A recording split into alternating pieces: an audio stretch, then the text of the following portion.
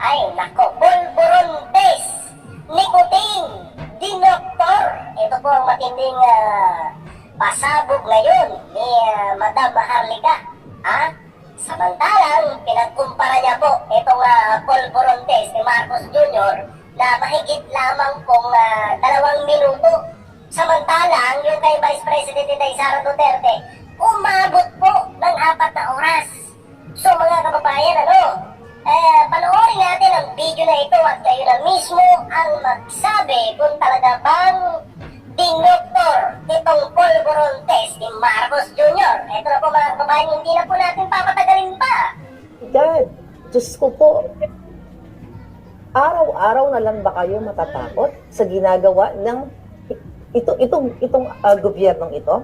So ngayon, mga palangga, binalikan ko ang Pulburontes Nicotine. Okay? Binalikan natin ng bonggang-bongga at kinumpare ko sa Pulburontes niya kay Sara at kay Trillanes. Okay? Tignan natin, di ba, nung November 22, okay? November 22 of 2021, di ba, inilabas ang resulta ni ang Pulburontes Nicotine. At pasikreto niya iyon, pasikreto siya na pumunta sa St. Luke's ba? Di natin alam kung pumunta ba siya, pinadala ba niya yung kanyang urine sample. You know what? Hindi ko to nasalansan, of course. Ako ay supporter niya, ba't ko sasalansanin ng time na yon? So wala akong ginawa, kundi papuri ng papuri. Pero dahil lumabas na nga ito, mga kababayan, itong tawag dito, papel, okay? Yung pinakita ko sa inyo from the PDEA in 2012, mga kababayan, binalikan ko ang report. So, nung binalikan ko, yung test result nicotine, yung Pulburon test niya, ito yun, may copy available naman yan, di ba? Tinignan ko, inisa-isa ko yan palangga. Inisa-isa ko. So, ang date niyan, dito kayo mag-focus, mga kababayan. Dito kayo mag-focus sa transaction date time. Yan, umpisan muna natin, sabihin na naman ni Lason is AI na naman to. Okay, ayan, si Kuting, di ba? Alam nyo yan, di ba? Very famous naman yan na papel na inilabas nila. So, inisa-isa natin yan palangga. Okay? Dito ako na alarma. Okay? Dito tayo na alarma sa, yan yung transaction date. Listen to that. See? Okay, kung babasahin dito, transaction date time, okay, 11/22/2021, 12:15 ng hapon. Pansinin nyo, okay, report date time, 11/22/2021, 12:17:54. So, almost mahigit lang siya ng, 2 minuto. Okay? 2 minuto. So, when you say, sa medical term, you know that, mga palangga, di ba? Pagdating dito sa pagkukuha ng specimen, ibig sabihin, yung transaction date from the time na kinolekt itong specimen, di ba? From the time na kinolekta yung specimen, ang oras ay alas 12:15, mga palangga. Okay, alas 12:15 ng hapon, kinuha itong itong result na ito. Ngayon, mga kababayan, 12:15, tapos ng 12:17 ay natapos na. Natapos na, mga palangga. Ganon ba kabilis? Okay, i-collect tayo ng specimen, i-encode mo yung data, yung information niya, lahat. Diba? Lahat yun may proseso, yung pagkuha ng test. So, 2 minutes lang. Tapos na kaagad, may result. So, ano yun? Pagbigay, syempre, yung doktor niyan or medtech o whoever the person na nag-test sa kanya, hindi naman yan ng ganun pa. Dapat 2 minutes, tapos na. Siyempre, may collection of data and specimen nga. So, umabot lang ito, mga palangga, ng 2 minuto. 2 minutes from the collection of the urine ni Kuting, di ba? Urine. Ang tanong, umihi ba si Kuting? Na-discuss na minutes from the collection of the urine ni Kuting, di ba? Urine. Ang tanong, umihi ba si Kuting?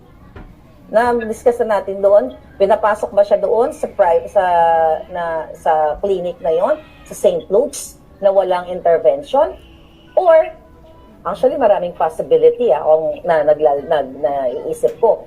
Pwedeng kumuha, kasi mahilig naman siya sa sachet ng pulburon, pwede may dala siya ng plastic ng ice candy na nakalagay yung ihi, kunyari ni kung sino man, ihi ng kapitbahay niya, nakalagay dito, tapos ibuhos niya doon sa container kung saan yung nilalagyan ng specimen. Pwedeng ganun.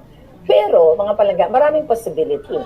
Pero 2 minutes lang, nung time na yun, hindi na-overlook natin lahat yun. Kayo yung mga dilawan na-overlook nyo. Wala yatang nag-discuss about it.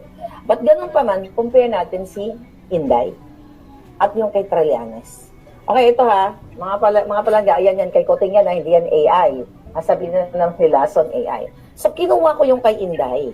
Okay? Ito si Inday. Si Inday ay, anong date to? Test kit din yung method ng testing niya. This is 2021. Magkasunod lang pala sila ni Kuting. Okay, this is Inday. This is Inday. Okay? Yan yung kay Inday. So, kay Inday, transaction date niya is 11/24. Ito niya. November 24, 2021. Ang transaction date ni Inday ay 10:58 AM. O, sinumitin niya yung, yung specimen niya, urine. Okay? Report date, okay. Umabot pa, wait. Andali. Lumabo ang hitad. Okay? Umabot na ilang oras yan palangga. So, 10:58. So, the same day, 11. O, ilang oras yan? 12:01. Result. Ayan, yung mga, ito ang ni Inday, basahin nyo na lang. Yan yung pinatest ni Inday. Okay? Ayan, basahin nyo na ng bonggang-bongga lahat yan. Yan. Okay? Ngayon, dyan sa kay Inday, yung kanyang result and remarks meron. Pansinin nyo remarks, negative, pass, da. Okay. Then kay Kuting, balikan natin kay Kuting. Kay Kuting, one-liner lang. Ang kay Kuting, look. Ang kay Kuting, yun lang. Kung parang talagang minadali. At wala siyang remarks kung pass ba. Basta nilagay lang dyan, negative. Okay? So, napansin kayo, dapat ipatawag itong si Cecilia Fernandez Lim. Baka na-appoint na to, hindi natin alam. So, gusto ko lang i-emphasize sa mga brain cells ninyo, sa mga mayayaman ninyong utak, okay? Ang 2-minute pulburon test ni Kuting at you compare also, okay? What? Dahil lang. Palangga. Okay lang ba yung June 30 of 2018. Ang transaction date ni Trillanes is July 30,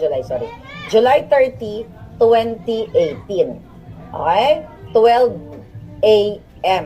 Okay, 12 a.m. Madaling araw si Trillanes. Mukhang nagbigay siya. Bigla ngayon ko lang napansin. Ayan, nakita niya? Trillanes says 12. Ayan, 12 a.m. Nakita niya? 12 a.m. kinolek yung kanyang specimen din August 3, 2018, 4:06 p.m. O sige, pagbigyan na natin si Trillanes. Tsaka na natin, bakit 12 a.m. But again, gusto kong ipakita sa inyo yung time difference. Okay? Kung kailan sinubmit yung specimen ni Kuting at itong mga taong ito, katulad ni Trillanes, katulad ni Inday Sara, at iba pa. So, magbigay pa tayo ng example kung meron pa ditong mga taong,